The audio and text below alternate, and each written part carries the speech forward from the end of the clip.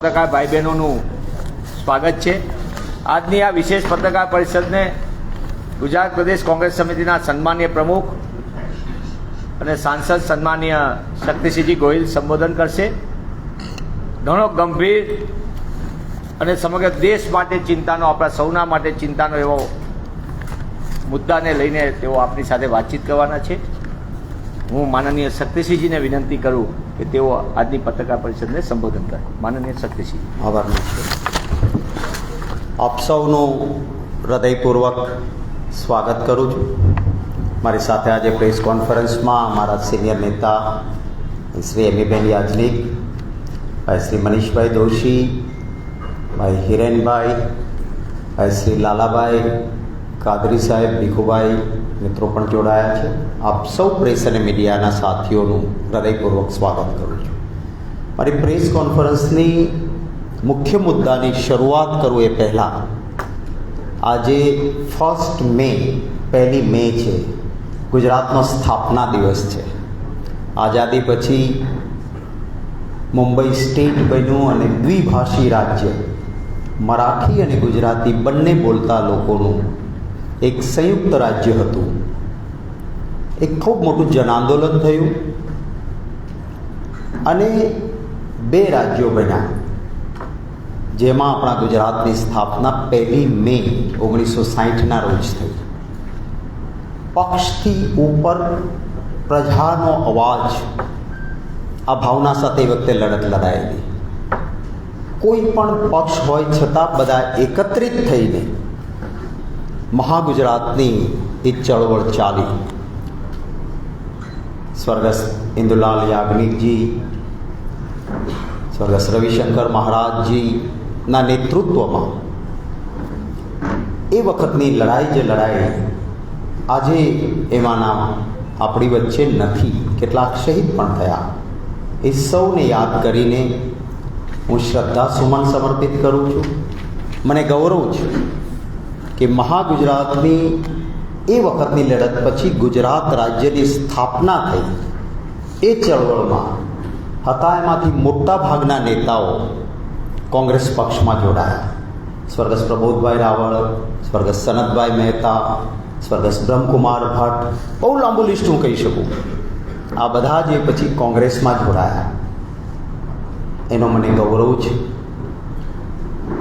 આજે એ દિવસને પણ યાદ કરીશ કે જે દિવસે ગુજરાતની સ્થાપના થઈ ત્યારે ગાંધી આશ્રમ ખાતે એક બહુ જ મોટી જનમેદનીની જનસભા થયેલી અને ત્યારે રવિશંકર મહારાજજીએ ગુજરાત માટેના કેટલાક સ્વપ્નાઓ જોયેલા। આજે પણ આપણા ગુજરાતમાં જે એમની પરિકલ્પના હતી એ મુજબના કામો નથી થયા, એનો રંજ છે। આજનો એ પ્રસંગ, એમાં લાંબી વાત કરવાનો નથી। એક વાત જરૂર કહીશ કે એ વખતે રવિશંકર મહારાજજીએ કહેલું કે આ લડતથી ગુજરાત રાજ્યની સ્થાપના થઈ, ભલે નેતૃત્વ મારું હોય કે ઇન્દુલાલ યાજ્ઞિકનું હોય, હવે જે સરકાર ગુજરાતની બને એ અમારા સ્મારકો પાછળ રૂપિયાનો ખર્ચો ન કરે। પ્રજાની તિજોરી એ અમારી યાદગીરી માટે ન ખર્ચાવવી જોઈએ, જનહિત માટે ખર્ચાવવી જોઈએ। કેટલી ઉમદા ભાવના એ વખતે હશે। આજે માણસ હું કરીને સરકારની તિજોરીનો ખર્ચ કરતો હોય ત્યારે આ આપણું ગુજરાત, એનો આપણને સૌને ગૌરવ છે। હવે મારા પ્રેસ કોન્ફરન્સના મુખ્ય મુદ્દા તરફ આપ સૌને દોરી જઈને, અતિશય ગંભીર મુદ્દો છે અને હું સંવેદનશીલ મુદ્દાને પૂરી સંવેદનશીલતા સાથે વાત કરવા માગું છું। માણસનું જીવન એ અમૂલ્ય છે। કોઈ પણ કિંમત માણસને પુનઃજીવિત નથી કરી શકતી અને એટલા માટે જ સૌથી વધારે કાળજી એ માણસના જીવન માટે લેવી જોઈએ કે માણસનું જીવન ટકી રહેવું જોઈએ। કોરોનાનો કાળ આવ્યો, બધા જ ચિંતિત હતા, ત્યારે એક વેક્સિન માટેની જે શોધ માટેની હોડ લાગી અને સામાન્ય રીતે વેક્સિનની આડઅસરો જોવા માટે જે સમય હોય એ સમયની રાહ દુનિયા જોઈ શકે એવી સ્થિતિ નહોતી. એટલે વેક્સિન આપવાનું ચાલુ થયું. વેક્સિન આપવાનું શરૂ થયું ત્યારે વર્લ્ડ હેલ્થ ઓર્ગેનાઇઝેશન WHO એ કહ્યું કે આ ઝડપથી પૂરી ચકાસણી આડઅસરોની થાય એના માટેનો સમય નહીં હોવાના કારણે વેક્સિનની શરૂઆત કરી છે, પણ દરેક દેશ આની આડઅસરો ઉપર કાળજી રાખે અને શું આડઅસરો થશે એનો રિપોર્ટ રાખે. આપણે જો એ દિવસોને યાદ કરીએ તો એ દિવસો દરમિયાન એક મુહિમ ચાલી, વગર વેક્સિનનું સર્ટિફિકેટ કોઈ નીકળી ના શકે એવી પરિસ્થિતિ પણ પેદા થઈ. એ વખતના સમય પછી WHO કહ્યા પછી દુનિયાભરના દેશોએ જે વેક્સિન આપતા હતા પોતે એ કોને વેક્સિન આપ્યું, એના હેલ્થ પેરામીટર્સ શું હતા, વેક્સિન અપાયા પછી એના હેલ્થ પેરામીટર્સમાં શું ફેરફાર થયા, અને કોઈનું પણ મૃત્યુ થાય તો એનું સર્વેલન્સ અને ડેટા કલેક્ટ કરવાનું દુનિયાભરના દેશોએ શરૂ કર્યું. આપણો દેશ એક એવો કે જેણે વેક્સિન અપાયા પછી ના તો ડેટા, ના હેલ્થ પેરામીટર્સનું મોનિટરિંગ, ના મૃત્યુ પામે એણે વેક્સિન લીધું હતું કે કેમ એની ચકાસણી, અને લીધું હતું તો કયું લીધું હતું એનો કોઈ ડેટા નહીં રાખ્યો. વર્લ્ડ હેલ્થ ઓર્ગેનાઇઝેશને 2023માં એક ઇમરજન્સી ગાઈડલાઇન્સ બહાર પાડી અને વર્લ્ડ હેલ્થ ઓર્ગેનાઇઝેશને કહ્યું કે જે રીતે વેક્સિનની આડઅસરોમાં થ્રોમ્બોસિસ થાય છે, બ્લડ ક્લોટિંગ થાય છે, heart attack, brain stroke, kidney fail આવા મૃત્યુ થતા હોવાનું ધ્યાને આવ્યું છે. માટે આ અંગેનું સર્વેલન્સ અને ધ્યાન રાખવું, આવી એક ઇમરજન્સી ગાઈડલાઇન્સ 2023માં જે દુનિયાભરની સ્વાસ્થ્યની ચિંતા કરે છે, વિશ્વના આરોગ્યની જે ચિંતા કરે છે, એવા WHOએ વર્લ્ડ હેલ્થ ઓર્ગેનાઇઝેશને એક ઇમરજન્સી ગાઈડલાઇન્સ ઇસ્યુ કરી. આ માર્ગદર્શિકા વર્લ્ડ હેલ્થ ઓર્ગેનાઇઝેશને રિલીઝ કર્યા પછી પણ આપણા દેશમાં ના ડેટા કલેક્ટ કરવાનું શરૂ થયું, ના કોઈ ચીવટ રાખવાનું શરૂ થયું, ના કોઈ પણ પ્રકારની આ અંગેની ચિંતા સરકારે કરી. પાર્લામેન્ટમાં એમીબેન અને હું આ મુદ્દે કે આ પ્રકારના મૃત્યુ થવા માંડ્યા ગુજરાતમાં, આખા દેશમાં, યુવાન હોય, હેલ્ધી હોય, ફટાક દઈને હાર્ટ એટેક આવીને ગુજરી જાય, હરતો ફરતો માણસ બ્રેઇન સ્ટ્રોક આવે ને જતો રહે, ડાયાલિસિસ કરાવવું મળે ને કિડનીઓ ફેલ થવા માંડી. આ જ્યારે આંકડાઓ વધ્યા ને કેટલાક ડૉક્ટર્સ પણ અમને કહેવા માંડ્યા કે આનું કારણ આ વેક્સિન લાગે છે. મેં 0 વર્ષની નોટિસ પાર્લામેન્ટમાં આપી કે આવા મૃત્યુઓ થાય છે, 0 વર્ષની નોટિસની ગંભીરતા લેવી જોઈએ. મારી 0 વર્ષની નોટિસ હતી. સરકારનું પેટનું પાણી ના હાલ્યું, કોઈ પણ પ્રકારનું સર્વેલન્સ ના થયું.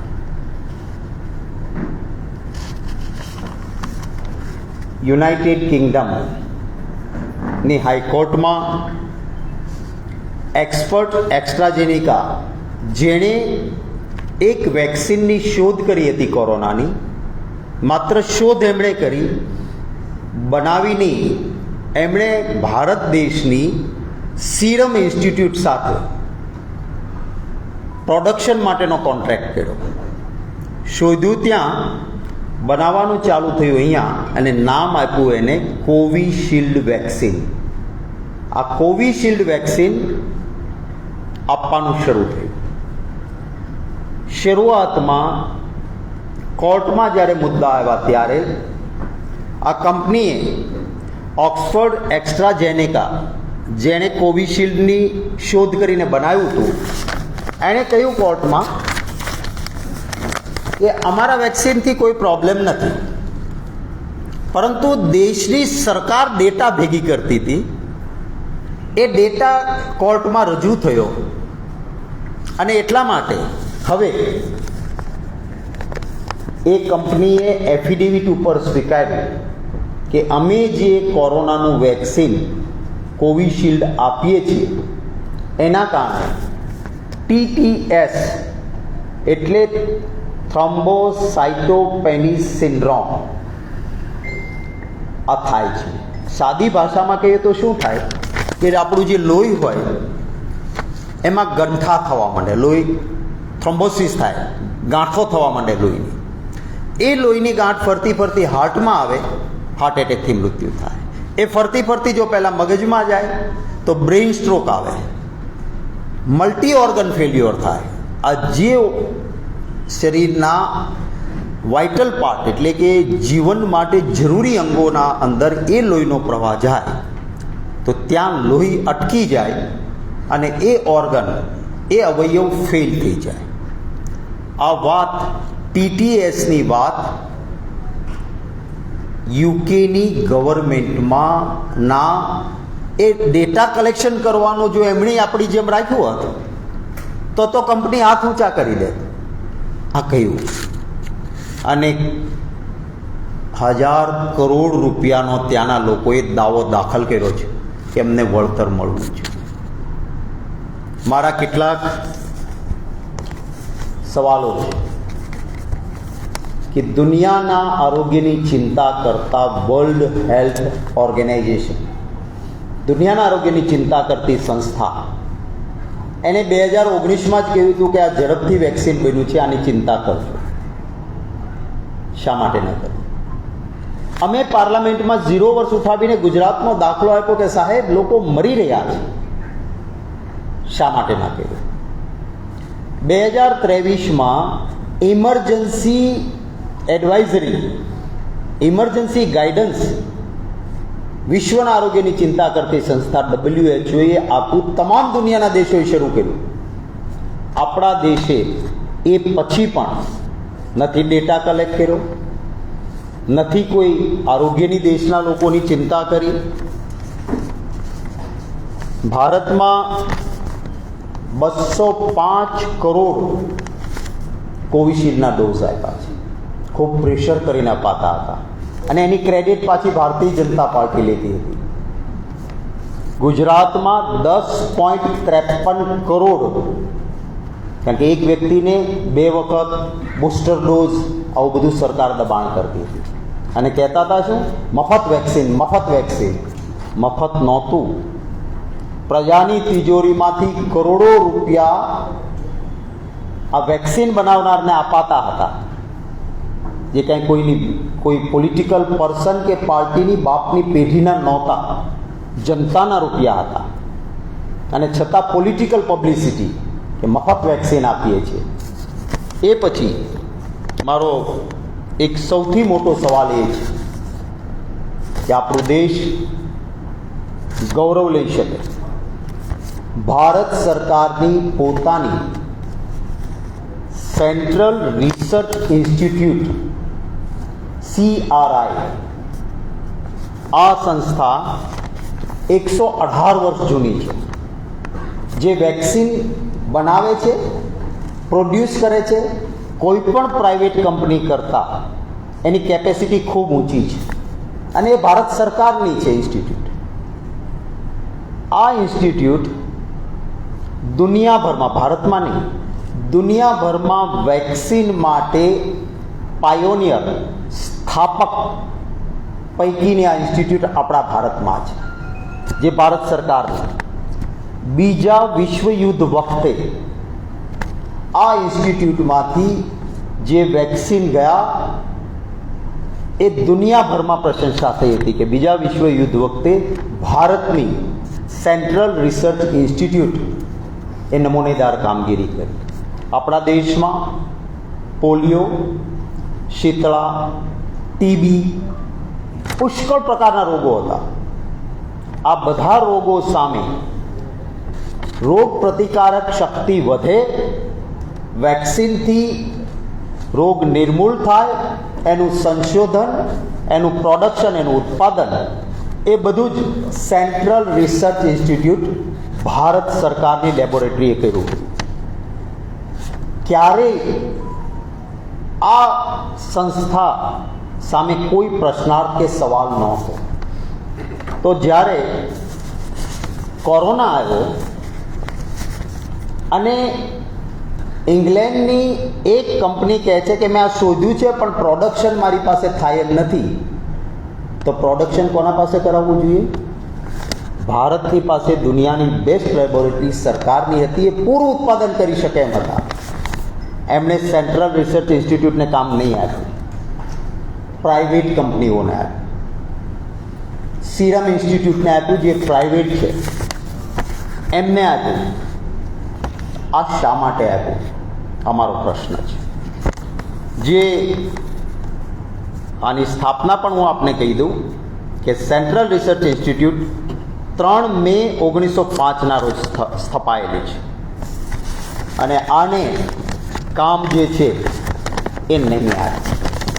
બીજી તમને નવાઈ લાગશે, આપણા ઘરમાં ઉત્તમ બનાવી શકાય એવી વ્યવસ્થા હોય અને જેની પાસે વ્યવસ્થા નથી એને તમે એમ કહો કે લ્યો એડવાન્સ રૂપિયા, તમે સેટઅપ ઊભું કરો, એડવાન્સ રૂપિયા. મારા ઘરમાં મારી પોતાની ઇન્સ્ટિટ્યૂટ છે, એમાં હું નહીં બનાવું. આવું કોઈ કરે ખરું? આ ભારતીય જનતા પાર્ટીની સરકારે 3000 કરોડ રૂપિયા સીરમ ઇન્સ્ટિટ્યૂટને આપ્યા કે તમારે કોવિશિલ્ડ બનાવવા માટે, ઇન્ફ્રાસ્ટ્રક્ચર માટે આ 3000 કરોડ એડવાન્સ. 1500 કરોડ રૂપિયા ભારત બાયોટેકને આપ્યા કે તમને પ્રાઇવેટ કંપનીને એડવાન્સ 1500 કરોડ બનાવો તમે. મારો એ સવાલ છે, આજે મારા દેશના પ્રધાનમંત્રી, ભાજપના નથી, મારા દેશના પણ, ત્યારે હું એમની પાસે અપેક્ષા રાખું છું ગુજરાતના સ્થાપના દિવસે કે ગુજરાતને અને દેશની જનતાને મારા સવાલનો જવાબ આપે. સવાલ 1, વર્લ્ડ હેલ્થ ઓર્ગેનાઇઝેશને કહ્યું હતું છતાં તમે ડેટા કેમ ન ભેગો કર્યો? 2023માં તો ઇમરજન્સી ગાઈડન્સ આપ્યું તમને કે TTS થઈ રહ્યા છે માટે કરો, તમે કેમ નહીં કર્યું? જવાબ આપો. દુનિયાની પાયોનિયર સ્થાપક પૈકીની બેસ્ટ ઇન્સ્ટિટ્યૂટ સરકારની હતી, એમ છતાં તમે પ્રાઇવેટ કંપનીઓને 3000 કરોડ અને 1500 કરોડ એડવાન્સ આપીને એના પાસે વેક્સિન કેમ પેદા કરાવી? જ્યારે તમને ખબર પડી, વર્લ્ડ હેલ્થ ઓર્ગેનાઇઝેશને કહ્યું હતું, તો એ પછી જો તમે કાળજી લીધી હોત, કારણ કે બીજા દેશોએ લીધી છે કે એનું રેગ્યુલર હેલ્થ ચેકઅપ થાય. આજે મારા રાજ્યમાં અને મારા દેશમાં કેટલાય વ્યક્તિઓ વિના કારણે heart attack, brain stroke, kidney fail, liver ફેલના કારણે મૃત્યુ થયા, એ રોકી શકાયા હોત. જો તમે આ ડેટા ભેગો કરીને હેલ્થ ચેકઅપ કર્યું હોત તો આ જીવ બચી શક્યો હોત. તો આ ગુનાહિત બેદરકારી માટે તમારે શું કહેવું છે એ મારી માંગ છે. જે આ ઇન્સ્ટિટ્યૂટ છે જેણે કોરોનાની વેક્સિન બનાવી છે, એ એમને ભારત સરકારે હજારો કરોડ નહીં, હજારો કરોડ, અમારા પાર્લામેન્ટના સવાલના જવાબ કોઈ જોશો તો આપને મળશે, કેટલા બધા રૂપિયા તમે આપ્યા. ટીકા પણ થઈ જ્યારે પ્રાઇસ ફેક્ટર દુનિયા કરતાં વધારે કોવિશિલ્ડનું ભારતમાં રહ્યું, 400 રૂપિયા અને 600 રૂપિયા. રાહુલ ગાંધીજીએ ટ્વીટ કર્યા હતા 2. એક ટ્વીટ એમનું હતું કે ભાઈ આ ડેટા કલેક્ટ કરો અને આડઅસરની ચિંતા કરો. તો ટ્રોલ આર્મી, ભારતીય જનતા પાર્ટીનું ડર્ટી ટ્રીક ડિપાર્ટમેન્ટ, એ રાહુલજીની વિરુદ્ધમાં ઝુંબેશ ચલાવી હતી. બીજું રાહુલજીએ કહ્યું હતું કે ભારત સરકારની લેબમાં કેમ નહીં, તો પણ એમની સામે સવાલો કર્યા હતા ટ્રોલ આર્મીએ. ત્રીજું રાહુલજીએ કહ્યું હતું કે તમે હેલ્થ પેરામીટર્સને ડેટા ચેક કરો. ચોથું ટ્વીટ હતું કે આ પ્રાઇસ છે ખૂબ ઊંચી કેમ, ત્યારે પણ આ લોકોએ કંઈ કર્યું નહોતું. મારો સવાલ છે કે ભારતીય જનતા પાર્ટીના ધન સંગ્રહમાં કોરોનાના વેક્સિન કરનાર કંપનીઓએ છુપા રસ્તે કે સીધા રસ્તે કેટલા કરોડ આપ્યા છે એ દેશની જનતાને ભારતીય જનતા પાર્ટી જાહેર કરે ને બતાવે. મારી માંગ છે કે આ કોરોનાની વેક્સિનવાળી કંપનીઓએ જે ધનભંડોળ આપ્યું છે એ ભારતીય જનતા પાર્ટી સરકારની તિજોરીમાં જમા કરે અને આ દેશમાં અને મારા ગુજરાતમાં કોરોનાની રસી પછી જેના જેના મૃત્યુ થયા છે એને વળતર પેટે એ રૂપિયા આપી દે, કારણ કે આ તમારી ભૂલના કારણે થયું. ભારતીય જનતા પાર્ટીની સરકારે સર્વે અને ડેટા કલેક્ટ નથી કર્યો, જેના કારણે વ્યક્તિનું મૃત્યુ થાય ને કોર્ટમાં જશે તો એના વળતર મેળવવામાં અનેક પ્રશ્નો ઊભા થશે. એ યુકે ગવર્મેન્ટ, ભલે આપણે ગમે તેટલી ટીકા કરીએ બીજા દેશોની, પણ એ સરકારે સર્વે કરીને ડેટા આપ્યો તો હાઈકોર્ટમાં કંપનીએ સ્વીકારવું પડ્યું કે હા, અમારી રસી પછી વેક્સિન પછી TTS થાય છે. આ તો સ્વીકાર્યું, નહીંતર પહેલાં તો કંપનીએ હાથ ઊંચા કરી દીધા હતા. તો આ મારો એક ગંભીર મુદ્દો મેં આપની સામે જનહિતમાં મૂકેલો છે. આપના કોઈ સવાલો હશે તો આપના સવાલોનું સ્વાગત રહેશે. આટલી બધી આપ ચિંતા કરો છો, કાયદા શાસ્ત્રી છો, તો આને સીધું એટેમ્પ્ટ ટુ મર્ડર કહેવાય. તો પાર્ટી તરફથી કે વિરોધ પક્ષ તરફથી અથવા તો તમે કોમન મેન તરફથી આ બાબતે ગંભીર કોઈ FIR લેવલ સુધી પહોંચવા માંગશો કે કેમ? પહેલી વાત તો એ, 4 લાખ ગુજરાતના 4 લાખ છે અને આખા ભારતના 41 લાખ, આટલા મૃત્યુ ચોપડે નોંધાયેલા છે. અતિ ગંભીર બાબત છે. આપે કઈ વાત સાચી છે, અને હું આજે આ મુદ્દો કરું છું એવું નહીં. મેં એડવાન્સમાં મારી પાર્ટીએ, મારા નેતાઓએ, મનીષભાઈએ મુદ્દો ઉઠાવ્યો છે, એમીબેને ઉઠાવ્યો છે, અમારા પ્રવક્તાઓએ વારંવાર, અને કેટલાક પ્રેસને મીડિયાના મિત્રોને અભિનંદન આપીશ, તમે પણ ચિંતા વ્યક્ત કરી હતી. પરંતુ સરકારે આ વેક્સિન પેદા કરતી કંપનીઓ પાસેથી ભંડોળ લીધું ન હોય તો કોઈ પણ સરકાર વર્લ્ડ હેલ્થ ઓર્ગેનાઇઝેશને કહ્યા પછી સર્વે નહીં કરાવવું એવું ના કરે, ડેટા કલેક્ટ ન કરાવવું એવું ના કરે. આપની વાત સાચી છે, આ ગુનાહિત બેદરકારી છે. It's a criminal negligence. As a political party અમારી સૌથી મોટી અદાલત એ જનતાની અદાલત છે, પણ મને ચોક્કસ વિશ્વાસ છે કે સારી રીતે લડનારા NGOs, સંસ્થાઓ એ છે, અને આ મેટર કોર્ટોમાં પણ જશે અને કાર્યવાહી પણ થશે. ક્રિમિનલ નેગ્લિજન્સી આમાં 304 લાગી શકે એવી પરિસ્થિતિ થાય કે તમારી નિષ્કાળજીથી, પેલું મર્ડર નહીં, 302 નહીં, પણ 304 પાર્ટ, કે તમારી બેદરકારીથી કોઈનો જીવ ગજાય અને તમને ખબર હોય કે હું આ નહીં કરું તો માણસનું મૃત્યુ થશે, એમ છતાં તમે નિષ્કાળજી રાખો તો આપણા ઇન્ડિયન ગોલ્ડન કોડની સેક્શન 304 એપ્લાય થાય. પરંતુ આ સરકારને તમે જાણો છો, કોઈકે અમિતભાઈ શાહની વિડીયોને ક્યાંક છેડછાડ કરી તો માણસની રિમાન્ડ લઈ શકાય, અને રોજે રાહુલ ગાંધીજીને અમારી ફેક વિડીયો ચાલે સાયબર ક્રાઇમમાં લખીને આપીએ, એમનું પેટનું પાણી હલતું નથી. તંત્ર પરની જે ભારતીય જનતા પાર્ટીની પકડ એ લોકતંત્રની હત્યા છે. એટલા માટે હું અપેક્ષા રાખું છું કે સ્યો મોટો નામદાર હાઈકોર્ટ અને નામદાર સુપ્રીમ કોર્ટ આ મુદ્દાને હાથ પર લે. IPC 304 નીચે ગુનો પણ દાખલ થવો જોઈએ. ભંડોળ ભાજપને આ સંસ્થાઓએ કેટલું આપ્યું છે એ જાહેર પણ થવું જોઈએ, અને જેમને કોઈ પણ વળતર માણસને પાછો જીવિત ના કરી શકે. જે કુટુંબે વ્યક્તિ ગુમાવ્યો છે એને કોઈ વળતર પૂરું ના કરી શકે. પરંતુ એમ છતાં એક કમાનારો વ્યક્તિ જતો રહ્યો હોય ત્યારે એ પરિવારને વળતર મળવું જોઈએ અને એ સરકારે આપવું જોઈએ. સરકાર ના આપે તો ઉપરથી દંડો પડે છે, નામદાર સુપ્રીમ કોર્ટ કે હાઈકોર્ટનો, એવી પણ અપેક્ષા છે. યસ પૂજા. જ્યારે ગુજરાતમાં વધારે હાર્ટ એટેકથી મૃત્યુ થયા હતા તે બાદ આરોગ્ય પ્રધાને કહ્યું હતું કે અમે એમ્સના ડોક્ટર્સને સાથે વાત કરીને સંશોધનો કર્યા અને થોડા રિસર્ચ કર્યા, તો એ લોકો એવું કહ્યું કે આને ડાયરેક્ટલી જોડવાની જરૂર નથી વેક્સિન અને હાર્ટ એટેકથી થતા મૃત્યુને. તો શું એ લોકોએ જે રિસર્ચ કે કર્યા એ પેપર પબ્લિક થયા છે, તો આપના ધ્યાનમાં આવ્યા છે કે એ લોકોએ કઈ રીતે ડેટા કલેક્ટ કરીને કઈ રીતે રિસર્ચ કર્યું?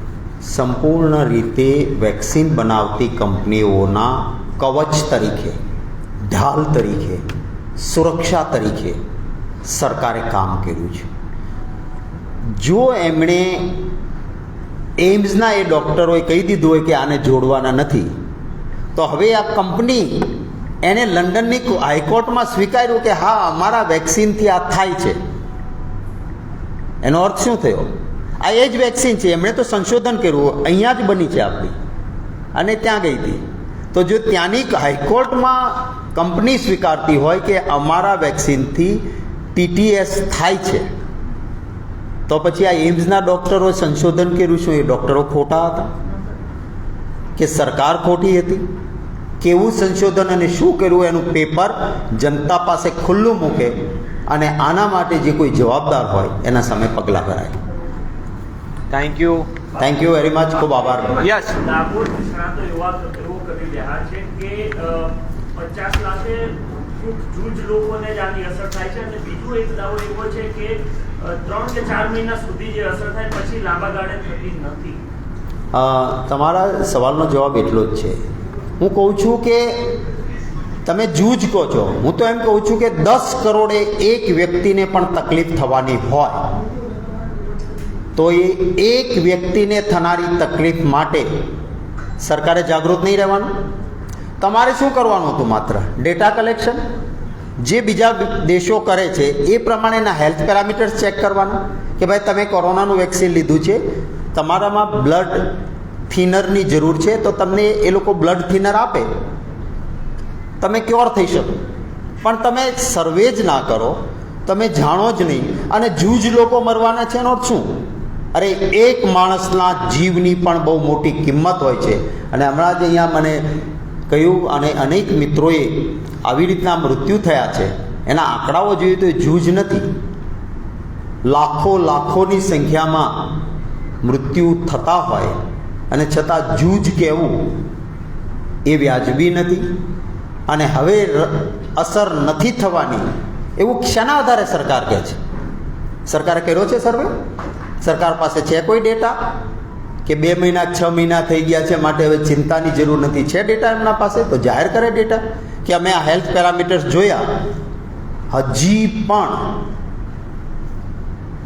પણ આજની તારીખે મેં કેટલાક ડૉક્ટર્સ સાથે વાત કરી છે, એમણે કહ્યું છે કે હજી પણ TTS જેણે કોરોનાની રસી લીધી હતી, વેક્સિન લીધી હતી, એના TTSના કેસીસ આવે છે, અને જેનો મેડિકલ હિસ્ટ્રી નથી.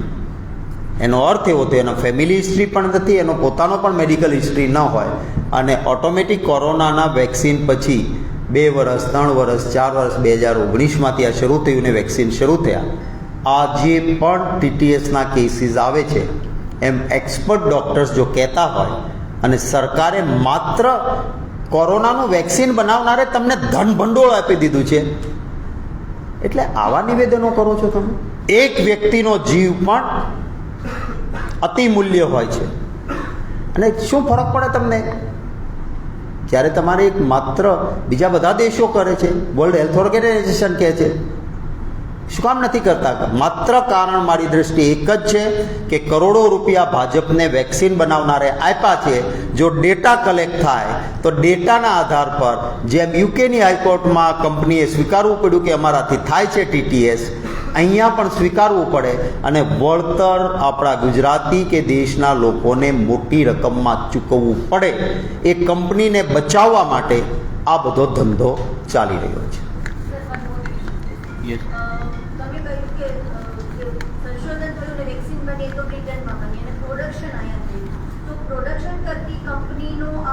કઈ રીતે કેટલો role legally both are responsible. બંને એટલા માટે જવાબદાર છે કે તમે જ્યારે કોઈ પણ પ્રોડક્ટ તમને કોઈ આપે તો તમે સીધી માર્કેટમાં તમારે મૂકવાની નથી હોતી. ઇટ્સ તમારી પણ એક રિસ્પોન્સિબિલિટી હોય છે કે માર્કેટિંગ કરીને લોકોને આપતા પહેલાં જે દાવો કર્યો છે એની આડઅસર છે કે નહીં એનું મોનિટરિંગ અને જોવાની જવાબદારી પ્રોડક્શન કરનારની પણ છે અને જેમણે સંશોધન કર્યું એમની પણ છે. એટલે બંનેની જવાબદારીઓ ઊભી થાય છે. સરકારે કદાચ, હું એવું ચોક્કસ માનું છું કે સરકારની આપણી જે ઇન્સ્ટિટ્યૂટ છે એમાં જો આ વેક્સિનનું પ્રોડક્શન થતું હોત તો જે હિસ્ટ્રી છે 118 વર્ષનો આ સંસ્થાનો, એ ક્યારેય આવું ધૂત ન ચાલવા દે. કારણ કે એને લોકોની ચિંતા હોય, પોતાના રેપ્યુટેશનની હોય. પ્રાઇવેટ કંપનીને ધન સંગ્રહ જ કરવો હતો જેની પાસે ઇન્ફ્રાસ્ટ્રક્ચર નહોતું. આપણી કંપની પાસે તો ભારતની પોતાની લેબ પાસે પૂરું ઇન્ફ્રાસ્ટ્રક્ચર હતું. તો કે ના, અમે તમને એડવાન્સ પ્રાઇવેટને આપીએ પણ તમે આ પ્રોડક્શન કરો.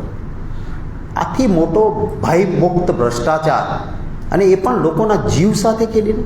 તમારા પૈસા કમાવા માટે બીજા ઘણા સાધનો છે.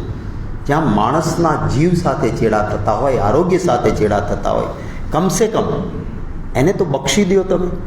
તમે એરપોર્ટ વેચો, તમે એરલાઇન વેચો, બધું કરો છો ત્યારે અમને એટલું દુઃખ નથી થતું.